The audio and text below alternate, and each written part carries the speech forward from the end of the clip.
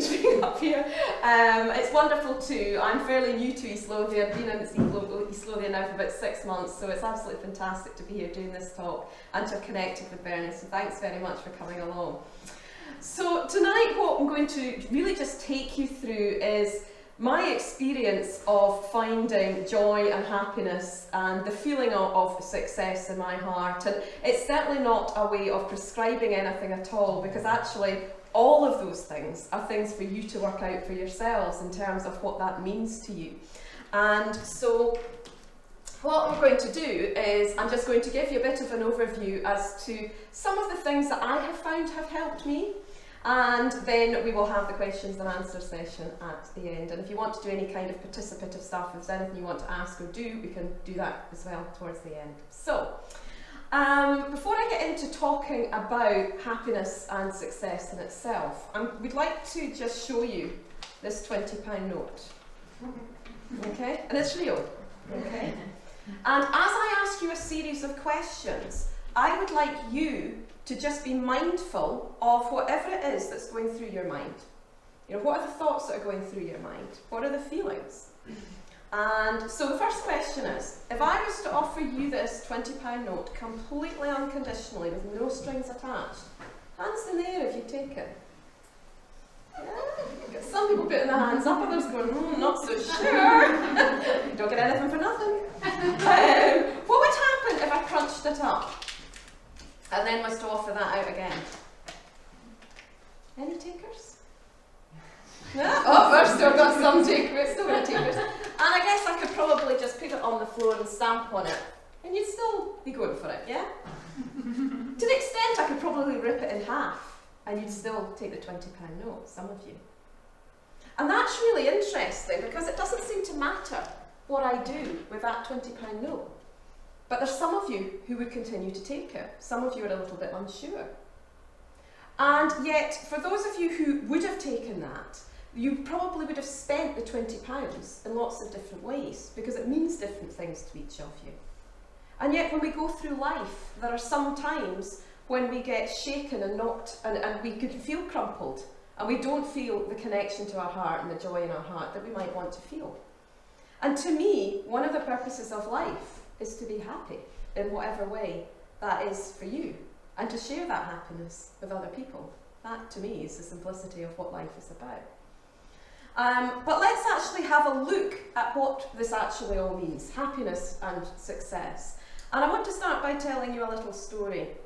And this happened, a couple of years ago now, when somebody who was a close friend at the time said to me, Alison, are you disappointed that you're not as successful as you could be? I thought, wow, that's an interesting thing to say to a friend. And particularly because at that point in my life, I was actually probably the happiest I'd been in years. So to me, I was successful, because to me, happiness is a measure of success. Their frame of reference for success was the whole corporate career thing and the materialistic aspect. Now, don't get me wrong, I've got nothing against people who have that wealth, but for me, happiness is more important. And there isn't an or. It's actually working out what it means to us.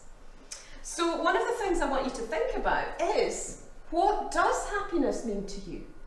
What does success mean to you? Because sometimes when we go through life, we can get taken off in different directions.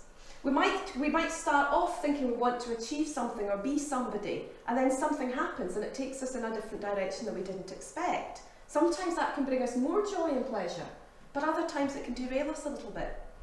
What's important is every now and again we come back to what's in here. What makes me tick? What energises me? What is happiness and success? When I was writing my book, I thought, well, if I'm writing a book on the 9 principles of heart-centered success, I better actually define what success is. So I looked up the Collins English Dictionary and was horrified, absolutely horrified to find that one of the definitions was the attainment of fame or wealth. How many of you are looking for that? Yeah. And yet that is in our dictionary as a definition of the word of success. There was nothing in there about being loving, being kind, being compassionate, being happy. It was about the material aspects. So it's no wonder we're living in a society where the majority of people will go through some kind of mental illness in their lifetime, because we're striving for something, or we've been conditioned to be striving for something that might not be actually what brings us happiness. So this is about connecting into the heart. And so what I'm going to take you through in a moment is just a very simple model and framework that I started to pull together when I was having one of my moments in life where you get overwhelmed and you have that crisis and you go, right, okay, where am I going? And I thought, right, what are all the different things I've learnt? And how can I bring this together to help me through this? And that's actually where the book started off. But before I do that, I also want to share with you how actually a lot of what I'm talking about here has been inspired through the work that I do in Rwanda. And I do humanitarian work out in Rwanda with young genocide survivors. And I know there's actually a lot of people in North Berwick that are involved in Rwanda as well. And one of the things we do, well, we do three different things. We take these young people who've just been through the worst atrocities that you would have during a war situation, and particularly with genocide. And we do trauma healing, we do heart-centered leadership training, which is a lot of that is actually about life skills that we would teach our children, but a lot of them grew up without children, without their parents, sorry. And then we also teach them the entrepreneurial skills or workability skills as well, so they can get off the streets, out of prostitution, and have a different future for themselves. And when I went over there, I was stunned at the capacity of these, I call them kids, they're not kids, they're in their 20s now, because the genocide was 20 years ago, these young people. And these young people have found the ability to forgive the people that killed their families, that committed the crimes against them, and are now the most amazing group of young people who, as one of the volunteers said a year ago, just ooze love from every cell in their body. They literally ooze love and compassion. And from what we've taught them, they are now helping out other children in America who were impacted by a shooting that happened over there in Newtown, and they're helping the survivors in that community actually get past the trauma that they experienced. So it's amazing what we have the capacity to do, and that's what's inspired a lot of what I'll probably share with you. So for me, that's just a picture from the gates outside the orphanage with all the kids peering in. You know, for me, one of the purposes, and this is one of the things that I want to encourage you to think about and connect to, is what is it that you're actually about? You know, what is it that you want to actually be aligning your life around? It could be your family, it could be a different purpose. Maybe you're not sure what that is yet. It doesn't matter if you don't know yet, it's just a case of maybe working these things out and thinking about what will bring you happiness and will help you feel you've lived a meaningful life. So let's move on and look at what the essence of heart-centered success is actually about. And this diagram here is a visual representation.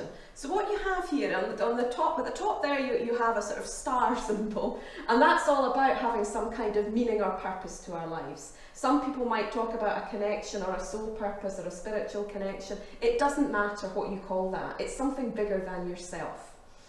Because one of the things that I felt for quite a number of years, and having been in the personal development field for about 15 years now, there was a lot of striving for success that was all about me, rather than more meaningful connection.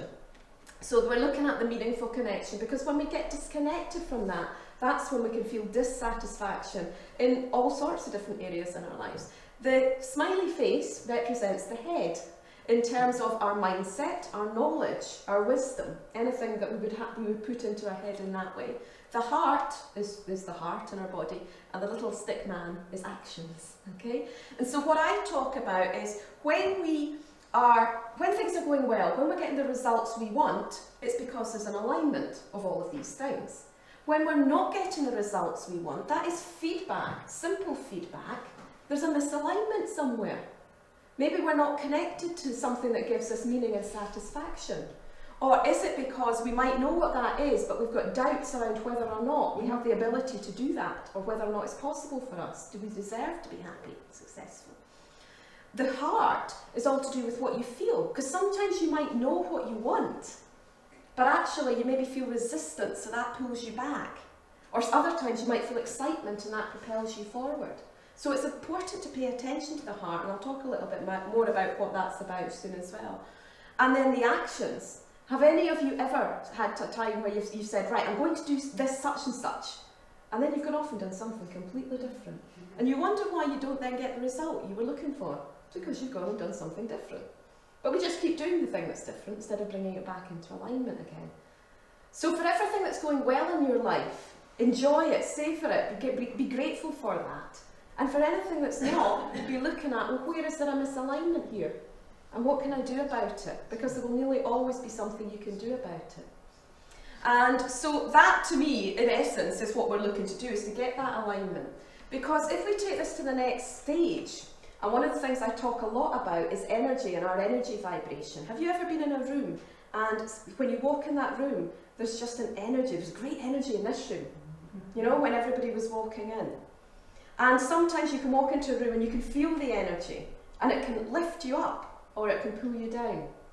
Well, what we're looking to do ultimately is for you to raise your energy vibration so that you actually find life easier, so that you find it easier to be happier more of the time.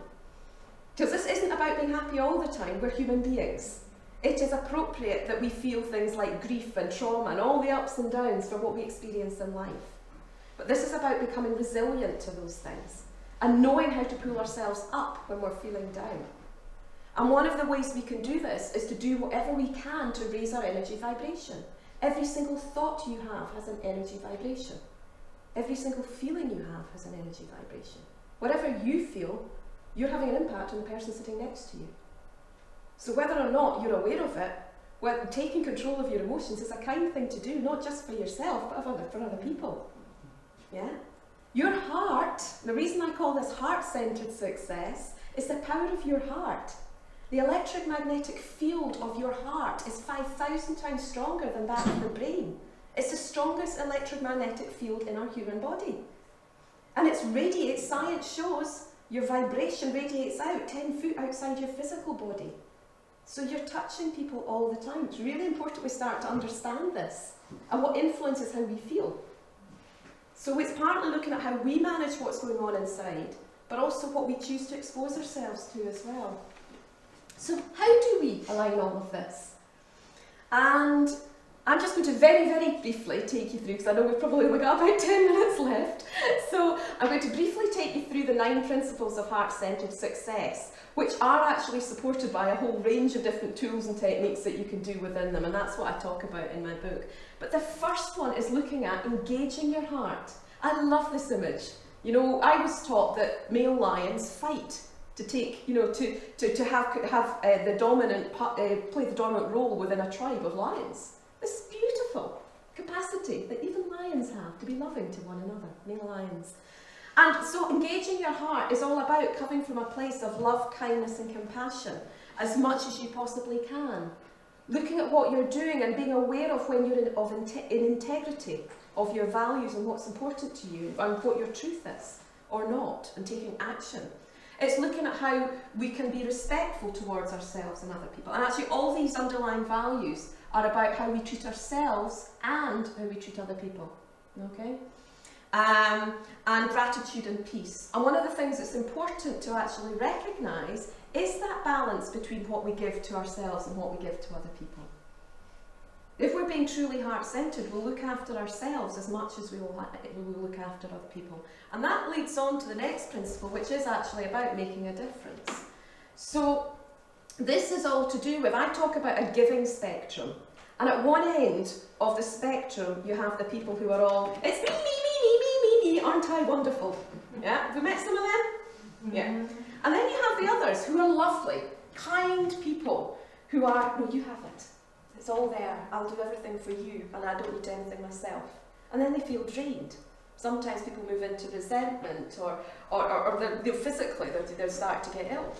When I talk about this giving spectrum, I talk about actually coming into the middle and having the balance of giving to ourselves and giving to other people. And that could be in terms of how we engage our heart. It could be how we spend our time. It could be thinking about how we can actually make a difference. You know, what is the one thing that would make the greatest difference to you? What is the one thing you could do to make a difference to somebody else? And actually linking success to that. Because when we give, That can be one of the best ways that we can actually change how we feel.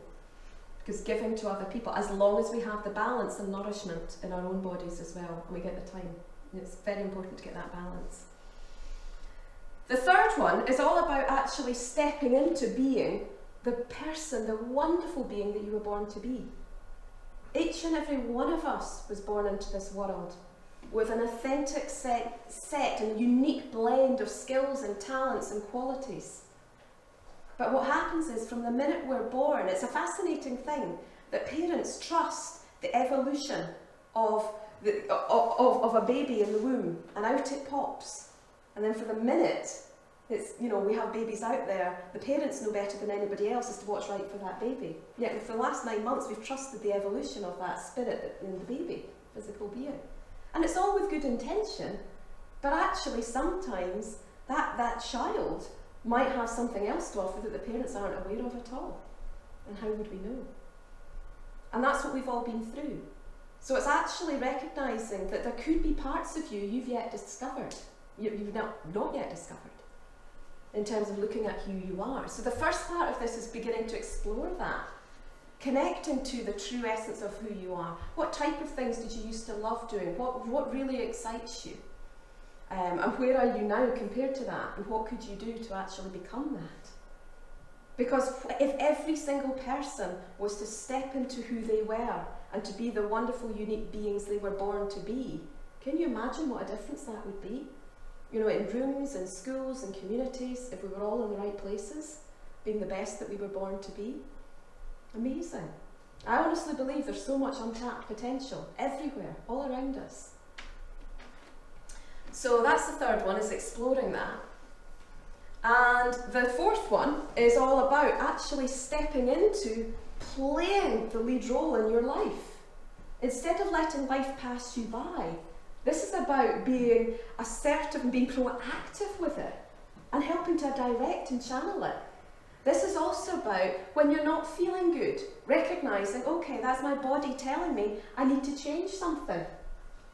It's rather than tolerating negative emotions, it's taking action to overcome them, to put ourselves into a better emotional place. If we don't know how to do something, it's going and learning how to do it, or go and ask somebody that knows how. So it's actually about being far more proactive for how we feel and the experiences that we have. The fifth one is actually looking at how we choose our thoughts and emotions. Now, I know quite a few people in the room are familiar with some of these concepts, but how many of you at the moment are, one of the things I talk about is that we can all change how we feel in a few seconds, pretty much like that. No matter what you're feeling, you can change how you feel. Is anybody unsure about that? Anybody sitting going, really? I usually get skeptics in a crowd who are sitting going, I'm really not sure I'm believing what she's saying.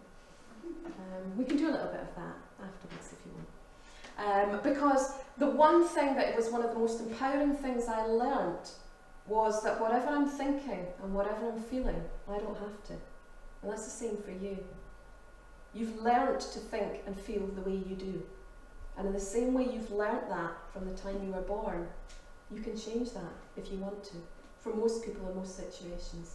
Obviously there are times when grief and trauma and things are appropriate, but this is about looking at how we can change how we feel and not tolerating it. By tolerating it, it's a bit like, if you have a headache and you go and take a headache tablet and the headache dulls, and then it might just come back because you've not treated the root cause. So treat the root cause and the headaches might stop. And that's similar to what I talk about with emotions. And because we can look at how we manage those emotions so we feel better in the moment, so we can be better and feel better, but actually maybe also want to be looking at the long-term side of things. And we can do that too. That's one thing I've learned from when I had the practice of it, if you like, as a practitioner before I went to Rwanda.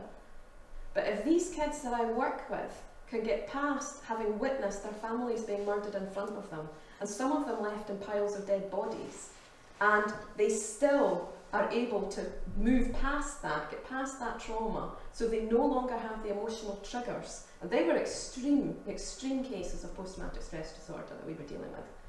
And they're happy, joyful people now. They still have the memories of what happened, but not the same emotional charge that goes with it. And that's what I'm talking about here, that for most of us we can neutralise any negative emotional charges and put ourselves in a really good place to succeed. When we look at the thoughts, have any of you ever had an idea, a dream, a wish for something that you could do? And you have that idea, and then this little voice says, yeah, no, I don't think so. This little chatterbox talks you out of it before you've taken the action. Before we move forward, we need to believe things are possible. The first thing that we need to believe is that it's possible for anybody to achieve. But the thing is that most of us actually need to see that something's possible for ourselves. We need to experience something's possible for ourselves. Maybe have heard about it from a credible source or seen it. Rather than being open to the possibility that things could be possible, even if we don't know how. I mean, one of the kids in Rwanda, just in the last month, has had one of the wealthiest people in the States buy her a house. She had no idea. She was living on the streets for years and years. She was one of the most traumatised people. She didn't know how, but she had a dream. And she was proactive in our programme and shared her dream. We didn't know that we were going to get this person all of a sudden giving us the money to go and buy a house in a shop. But we did. And you think, wow. So sometimes if you have that dream, don't get caught up in how's it going to happen and whether or not it can. Trust that maybe it could until proven otherwise, rather than talking yourself out of it straight away. I'm always amazed by these things. Mobile phones. I mean, it's plastic and glass and a bit of metal, isn't it? And sometimes I sit and I wonder and I go, how does this work? I could be tapping on this bit of glass within seconds. That text message flies through the invisible air, except we think this is invisible, but it's full of information, flying through the air, and it manages to get through all that information soup right across the world faster than we can and land in Sydney on my friend's mobile phone. Not anybody's mobile phone, on her phone. Finds its way there. Yeah? And then instantly, she does the same thing and shh. Is that not amazing? I still don't get how that works. But it does. And sometimes we don't need to know how. So if you're ever caught up in the how, I encourage you to let go of it. The next level of doubt is around ability. Do you have the ability to do something? And each and every one of us has the ability to learn how to do something if we don't know how to do it already. If you think about little babies and they're crawling along the floor, and they're crawling along that floor, pulling themselves up and falling down, and around them most people are wandering about on 2 feet. So they don't doubt it's possible to walk, because most people are doing it. But what they do is they clamber up and pull themselves up and fall down, up, down, up, down, up, down, until they have developed the physical strength to walk. Just imagine what you could achieve as adults if you applied the same determination to every single thing that you wanted to do. Incredible. The third level of doubt is around worthiness. Do you deserve to be happy? Do you deserve to succeed? Do you deserve to be loved or accepted? And you know what? You do. Every single one of us in this planet was born with exactly the same rights to be loved, to be happy, to be successful, to be accepted in whatever way we want. Now, sometimes things don't work out the way we would like them to, but just because it doesn't work out with one person doesn't mean it won't happen with somebody else. So again, it's about looking inside and looking at how we can make these things happen for ourselves. The 7th principle is about acting consciously with positive intention. So this is about switching off the autopilot that keeps you functioning and alive every single day. Okay? So it's good that your heart is beating and you're not telling your heart to beat, and your heart's beating and your lungs are breathing for you. You don't want to have to take control of these things. Okay? However, there are some times that we do things when it's not helpful. So particularly for the things that are going really well, just keep doing whatever you're doing. But if you're not getting results in a particular area, ask yourself, what specific outcomes do I want here? What's the outcome I want from this situation? How do I intend to be in this situation? And when you focus on the outcomes, you're more likely to get the results. Simply consciously stepping back and asking yourself those questions means you'll probably go into those interactions differently. the 8th one is all about developing meaningful relationships. And, you know, success is something which is definitely easier when you have a good relationship with yourself. When you have a positive association to success, is that something you want? Is that something you feel you deserve? The same with happiness, the same with love, any of the positive emotions. We've actually got to have positive associations to those. It's the same with money. I used to do workshops on the mindset and emotions around money, and it blows my mind every time I do those, how the money starts flowing through the door the next day when they start to clear their negative mindset and emotions around money. But if you think about it when it comes to money, if you think rich people are mean, or money is bad, at an unconscious level, you'll be doing everything you can to get rid of it, even if it's flowing in. It's going out. So, I mean, this is all to do with the relationships with all sorts of different areas of our lives, as much as with people. People who invest time in relationships tend to have friendships that are more nourishing, if they invest the time in those relationships and they have their energy in the right place. So this is actually about taking the time to invest in relationships in whatever way is important for us to help us be the person that we want to be. And then the last principle is actually all about tapping into the natural resources that are available for peak performance. Now, at a basic level, that will be things like oxygen, okay, food, drink, the healthy things that will put you in a good place to survive. But actually, it's also looking at things like your energy. What energises you? Who energises you? Where energises you? I mean, I've just recently, I moved to Gullane about 6 months ago. I used to live in the Borders, in a beautiful, beautiful, I mean, stunning location in the Borders, in a farm in the middle of nowhere. Lovely. But it drained my energy. It didn't energise me. I love being by the sea, I like being around people. Being in the middle of a farm, in the middle of nowhere, and being cut off for 6 weeks every winter really didn't do it for me. Okay? And as soon as I realised the energy, that was the seed planted, and I had the next couple of years of having that conversation with my husband. We got here in the end. So recognising energy and what feeds your energy is really, really important. And then what I also share in the book is where I go off and we start to look at things like quantum physics and how that all works. So quantum physics is the study of particles smaller than atoms. And how when you raise your energy vibration, remember if we come back to that diagram I had at the start, and I said it was all about coming up with the purest of thoughts, the positive thoughts, clearing down the negative emotions, clearing down the negative beliefs that we have so we have alignment. When we are a purest version of ourselves, we can actually start to raise our energy vibration. Every emotion you feel has an energy vibration associated with it. And when I talk about energy vibrations, it's a bit like, how many people listen to Radio 2? Hands in the air. Okay, have we got any Radio 1 listeners? Yeah, a few Radio 1. And local radio? Okay, a few local radio, okay. Would you agree that all those radio stations are all playing at the same time?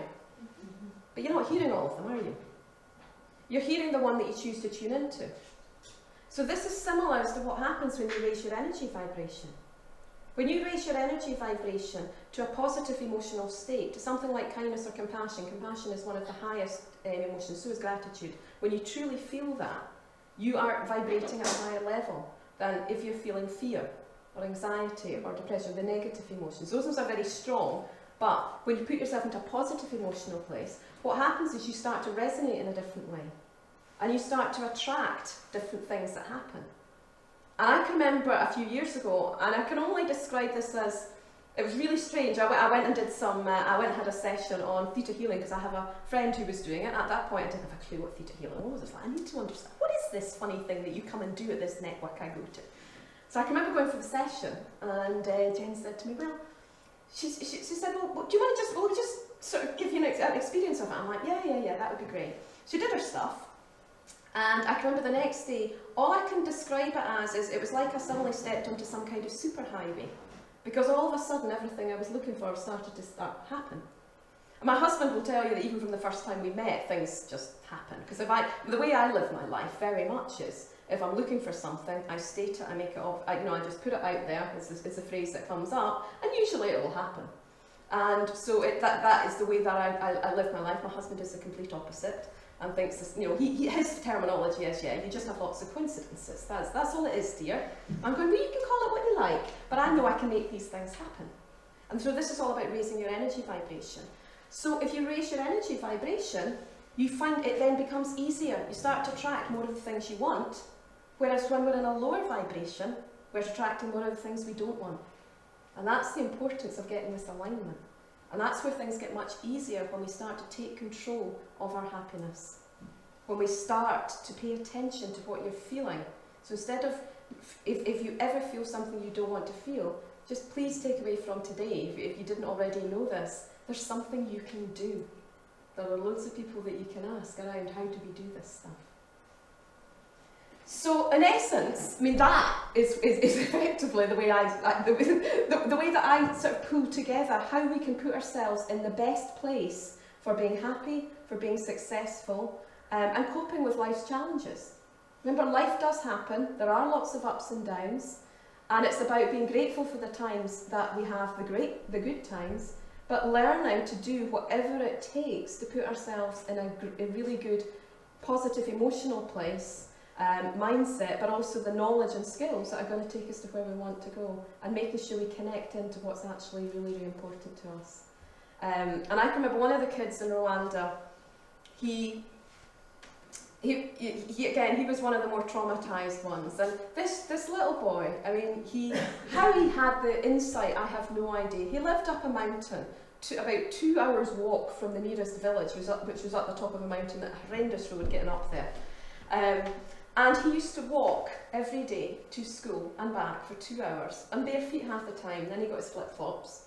And sometimes he wouldn't have eaten before he went, and sometimes you'd have monsoon rains. Sometimes he didn't have any money to be allowed to pay to go into the orphanage to go to school, because they had to pay. So he'd stand outside with his ear to the classroom, because he knew if he got an education, he could have a better future. How did he know that? There was no electricity, there were no TVs, he had no concept of the outside world. But something inside him drove him to do that for years, until he got his education.